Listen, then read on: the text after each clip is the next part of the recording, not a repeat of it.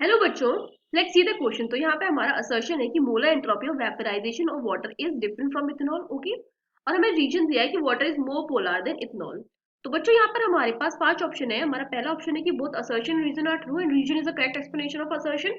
Option B है कि हमारा both assertion reason are true but reason is not a correct explanation of assertion. Option C है हमारा कि असर्शन ट्रू है बट रीजन फॉल्स है। ऑप्शन डी है हमारा असर्शन फॉल्स है बट रीजन ट्रू है। ऑप्शन ई है हमारा both assertion reason are false. तो बच्चों यहाँ पे हमारा की कॉन्सेप्ट क्या है?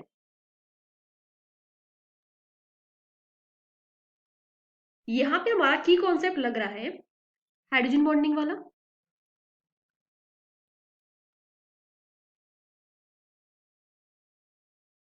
तो बच्चों, हमें पता है कि जो वाटर और इथेनॉल है, उन दोनों में क्या होती है? दोनों में होती है हाइड्रोजन बॉन्डिंग। बोथ है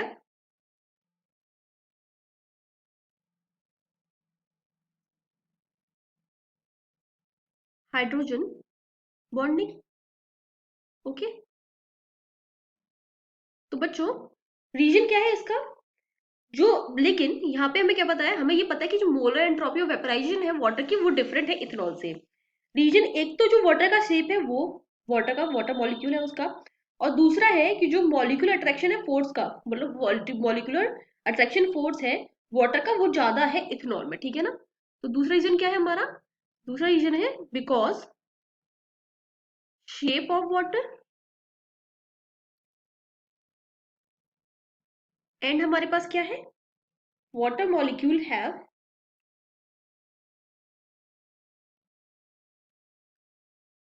वाटर मॉलिक्यूल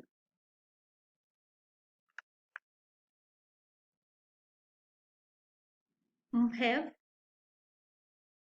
मोर internuclear inter molecular attraction. Okay, तो जो हमारा वाटर मॉलिक्यूल है उसमें इंटर मॉलिक्यूलर अट्रैक्शन ज्यादा है इथेनॉल से। ओके, अब वो बोल रहा है कि water is more polar than ethanol. तो बच्चों, हमें पता है कि अकॉर्डिंग टू VSEPR, अकॉर्डिंग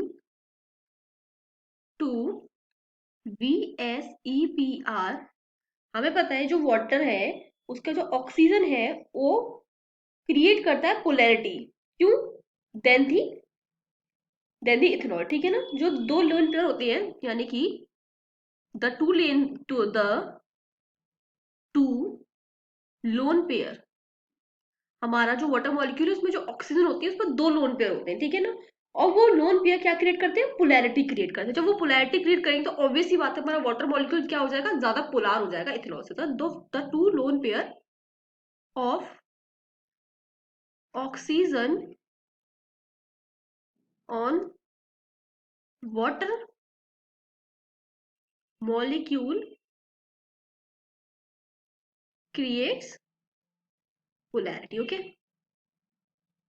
तो इनकी इसी पोलैरिटी की वजह से क्या हो जाता है? हमारा वाटर मॉलिक्यूल मोर पोलर हो जाता है इथेनॉल से। और बच्चों यहाँ पे हमें क्या दिख रहा है कि हमारा असर्शन भी क्लियर है। ठीक है ना? और हमारा रीजन भी क्लियर है। ठीक है, और जो हमारा रीजन है वो काफी हद तक हमारे असर्शन को एक्सप्लेन कर रहा है।